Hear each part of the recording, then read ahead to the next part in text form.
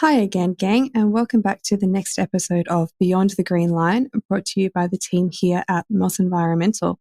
I'm Bronwyn Brennan, and joining us today we have Simone Popp. Simone is an activist, an animal trainer, and all-round legendary human being. Simone and I met doing our undergrads at USyd, and today I am hoping that Simone will talk us through how a Sydney girl from the beaches ended up working as an animal trainer extraordinaire, and I'm hoping that she will talk us through some of her favourite projects to date. Hi and welcome. Buckle up for a new episode of Beyond the Green Line, the only podcast hooking you up for a virtual coffee date with some of the leading changemakers, industry experts, and everyday activists in environmental and agricultural sciences. So pop in your headphones, go for a walk, and get ready for inspiration, ideas, insights, and real-life stories beyond the green line we balance along.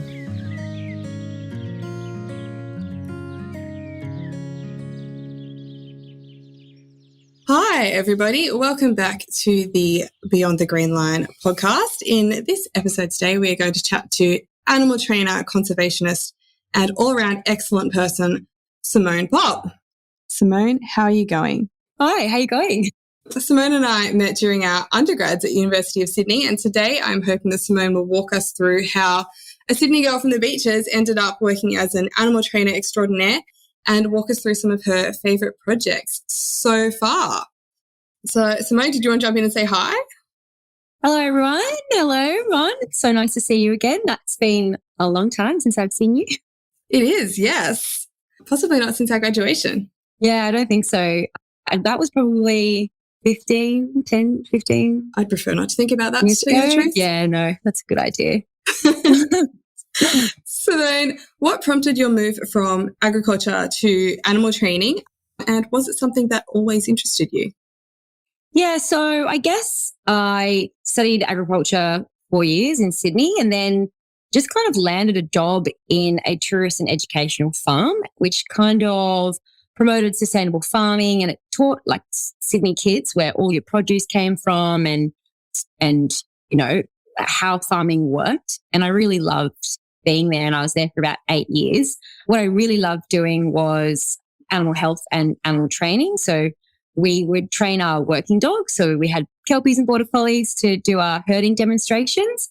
And I remember when we were in uni, we went on some excursion and we did watch a demonstration at one time. And I remember just being like, I really want to learn how to do that. So it was great that when I moved into this job, I was able to learn how to train the dogs to do herding. And then with lots of things to do with zookeeping, because it was also a wildlife park. We had a lot of Australian natives. A lot of training comes into that as well. So I really got interested in the animal training part as well, which I loved. That's amazing. It's really interesting always, I find, to hear how people land where they land. Yeah. And it's always, inevitably, I find, not where people thought they were going to land when they first signed up for their first year uni. Yeah, definitely. It's funny that I actually, before I decided to study agriculture, I was either going to do that or I was going to do the Taronga Zoo zookeeping course. And it's just weird that I ended up doing agriculture, spent 8 years on a tourist and educational farm and wildlife park, and then got into zookeeping. So I basically ended up being able to do both, which I find really awesome. And I've now got that agriculture background and then moved into zookeeping, and the job I have now involves everything basically. So it's kind of all come together really nicely. That's amazing. Coming back to Taronga, because I know everyone always loves hearing about Taronga. It's very popular. Talk us through the work that I know you did there for a little while. So when I was at Taronga, I worked with the ungulate team, which is a great team. And when we say ungulates, a lot of people don't know what that means. It just means hoofed animals. So they had giraffe there, they had pygmy hippos, and they had a bongo, which is kind of like a hoof stock, beautiful, big. It's a stripy antelope kind of thing, stripy antelope. Yeah, he's a beautiful boy. His name was Akindu. And I really enjoyed working there. They really promote conservation of all different types of species, and they do a lot of good work and research. And it was just a great place to work. But I ended up having to move up to the mid-north coast and landed myself a job at Billabong Zoo as the senior koala keeper and really felt passionate about that and the plight of koalas. Koalas, I think in the last week, have been listed as endangered in New South Wales, not nationally, which is a bit interesting. So we would love to hear more about your work with koalas. Yeah, so we had koalas at the city farm that I worked at. I worked a little bit with them there and did a lot of work at Billabong Zoo as the senior koala keeper and just fell in love with them. I just felt so passionate about them and would talk to anyone that wanted to listen about what they're going through and, you know, what you can do to help them. And yeah, like you said, in the last week, it's come out that they have been listed as endangered on the East Coast. So Queensland, New South Wales and Victoria.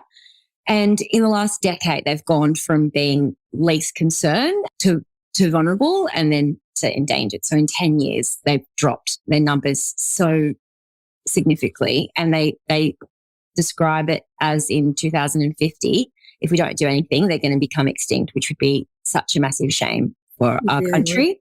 So yeah, basically as a zookeeper, we would have breeding programs and we would really promote conservation and through education. So by our keeper talks and whoever would come in and we'd have a chat to them and, you know, we can tell what ordinary people can do to kind of help these guys out. But unfortunately up here in 2019, 2020, Port Macquarie got hit really badly with bushfires and we lost a lot of koalas through that, which is a very shame. That is a shame, yeah. But the zoo was not impacted, which is... No, the zoo wasn't impacted, but a lot of the surrounding areas were. And we actually, with the current job that I have now, we're doing some post-koala surveys. So using the detection dogs to find the koalas and see if they were coming back to areas that hadn't been impacted. So that was a really exciting and important project that I worked on. That's amazing. Tell us more about your work with the detection dogs. When we started teeing up this podcast, you were on Lord Howe Island with the dogs. Do you want to talk a little bit about that project? Yeah, so for the last year, I've been working with a team called Tate Animal Training, and they're based up here in Port Macquarie. We do a few jobs or we get contracted by local land services, national parks, and we're also being contracted by the Lord Howe Island Board.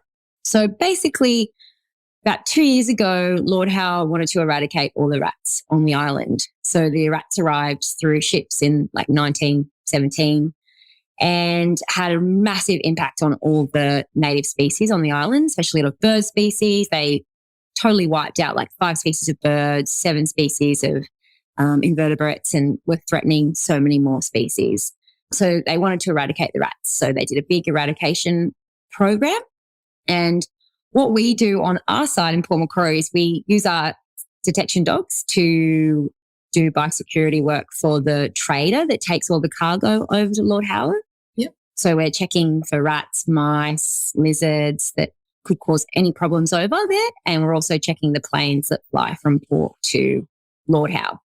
And sometimes when we're lucky, we get to head over to Lord Howe and we help do some surveys of properties and of bushland areas with some of the dogs that they've got over there, or we take our own dogs and, you know, checking for any signs of rats that could still be there.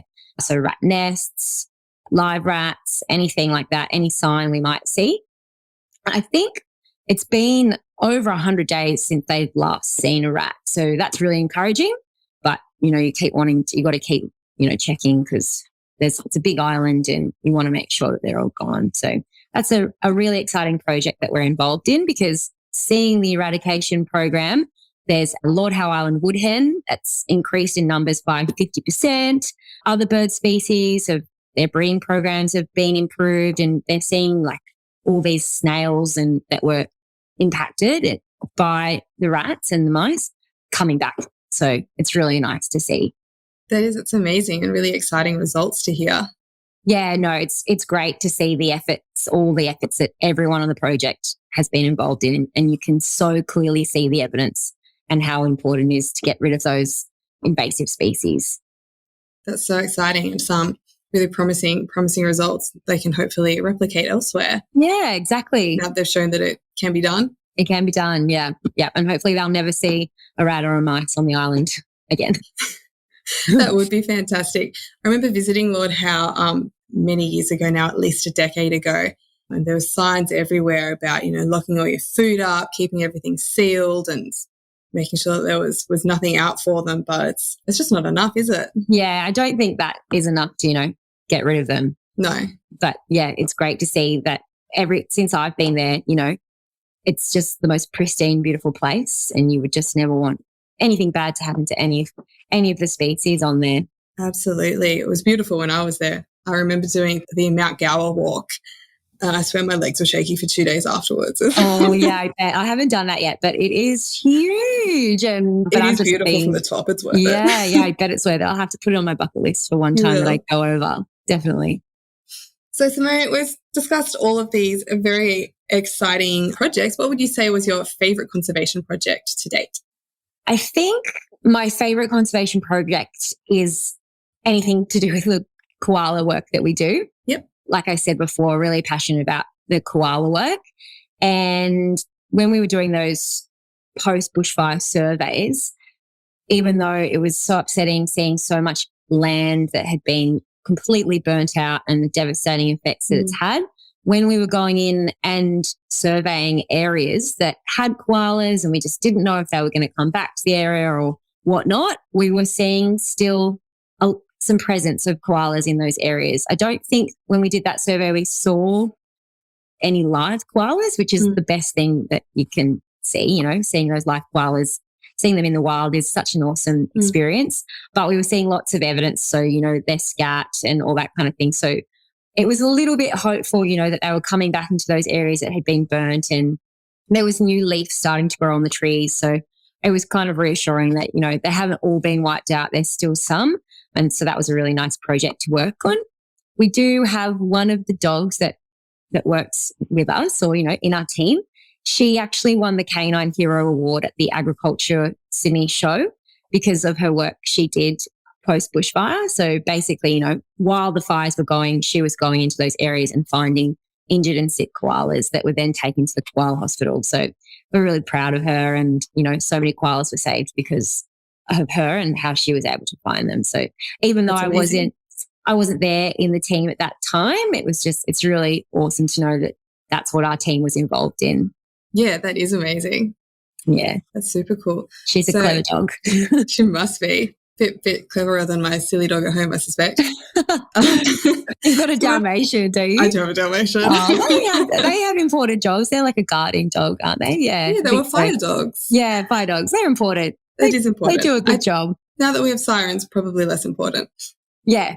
Well, still important, I think. You got to keep morale up and dogs up with the morale. So when we talk about looking for koala signs, there's scats or feces for our listeners, or what else would we be looking for? When we are looking for koalas, we are targeting trees that they like. So there's lots of different types of eucalyptus trees, but koalas are pretty fussy. They don't eat all of them. So we always target the trees that we know that they like. So the tallow woods and the swamp mahoganies. And then, the dogs are trained to find and sniff out scat and all live koalas. Then we can also kind of get a bit of an idea of, if there are scratch marks on a tree and all those sorts of things. But the biggest one for the dogs is that koala scat, the feces. Yeah, it has a really good, strong smell, and they can detect it. Like it could be months old, sitting there under leaves, and we can hardly see anything, and then they're bam straight on it. So yeah, it's amazing to watch them work on koala scat. That is very, very, very cool. So what training or skills or opportunities that you've received through your career, what do you think has helped you most to land where you are today? I started work when I was young at a horse riding school, and I was mucking out stables and kind of worked my way to instructing. And I think that being a really hard worker in this industry is really important, having a lot of variety of experiences with animals. So I started off with horses, and then, I was a vet nurse for a little bit and kind of went and did all these experiences and got that experience up, because what they want to see in this industry is maybe not so much qualifications, but what kind of experiences or volunteering or work that you've done to kind of, have that kind of hands-on experience. So I would advise anyone wanting to get into the dog training industry or zookeeping industry to get as many experiences as you can. So do online courses, go volunteer at places, go to dog clubs and see if they want any volunteers. And so it's all about getting that hands-on experience or just kind of finding a job in an area that can be animal-based. So you just have that groundwork to really help you get through to a pretty tough industry to crack. But I think just being really hardworking is a big key to finding success. I think that sounds really exciting, and I think that's really high quality advice for any industry. Yes, definitely. I think that, potential employees really want to see that you are dedicated and you love what you do, and, and you're going to work hard at that. Absolutely, definitely. Well, it's a bit hard not to love what you do when you're working with dogs every day and saving koalas. Yeah, I feel I've been really lucky in all my jobs that I loved every one of them. I don't know how people go to work every day and don't feel passionate for their job. So I feel like really, really lucky to have landed some great jobs, met some great people, worked with amazing animals. I don't know how people go to their job and not like it. Do you have a single favourite animal, not as in type of animal, but a specific animal from your career? Yeah, there's definitely animals that have stood out throughout my career. We had a donkey at the city farm who I just loved. His name was Jack. He just had lots of attitude and spunk. And we also had a working dog there. Her name was Dot, that I would use every day for demonstrations. And she was just such a good little helper for me. And then, of course, my dogs that I used to take with me to work every day as well. At the zoo, at Billabong Zoo, I fell in love with a koala there called Peter. She was just, I don't know why she was my favorite. She was just beautiful, loved a little snuggle in the morning and just had such a sweet attitude. So yeah, there's definitely animals that stick out throughout the career. And yeah, those would be some that come to mind. I'm sure there's plenty more. And all the dogs that I work with now are just so amazing, and they all have, their amazing qualities and what you love about them too. So the cheeky ones always keep you on your toes. So yeah, no, lots of animals that stick with you, and it's always hard to leave a job when you leave because you are leaving the animals behind as well. But we can always go back and visit. Simone, thank you so much for that. This has been a really fantastic chat, and I hope it's got everyone thinking about some opportunities for people and things that they can do to help out our koalas in particular. I think there's probably things that we can all be doing. Did you want to expand any more on things that people can be doing for koalas? Yeah, so the biggest issue that they face is habitat loss. So I guess in terms, and habitat loss is up here, that's the big issue. But in terms of some of those little smaller issues, or I shouldn't say small issues, but some of the other issues, like they get attacked by people's pets all the time, dogs and cats. So we always try and advocate people to, make sure your cats are locked up, especially at nighttime, and your dogs are nice and secure. Teach your dogs a good recall so they don't go and attack, koalas, or have them on leash, and don't give them that opportunity to attack them as well. In those drought times, we were kind of advocating that if you do have koalas in your area, leave some water, in a container up in a tree so they can always come and grab that. And what else can we do? Planting native species in our backyards, in our homes. So especially all those eucalyptus species that koalas love to eat. And that can be really beneficial for them if you're in an area that has koalas. But even if you're not, just planting native species to help out birds and bees and all the other animals, those native animals, can be really beneficial too. That's awesome, Simone. Thank you so much for those tips. Thank you, everybody, for listening and joining us today. Please give our podcast a follow and head on over to our socials or our website if you would like to hear a little bit more about Moss Environmental. Thanks. Thank you so much for joining us today, Simone. That was a fantastic chat. Thank you for listening, everybody. Please join us for our next episode for more inspirational stories, actionable tips, and unleashing the eco warrior inside you. Until next time. Thanks for listening. Please subscribe to our podcast and head on over to our socials to explore a little more about us. This has been Bronwyn Brennan for the Beyond the Green Line podcast. Bye. Thanks for listening to this episode of Beyond the Green Line, brought to you by Moss Environmental. Subscribe to our podcast for your weekly invitation to join the conversation. Until next time, keep thinking green.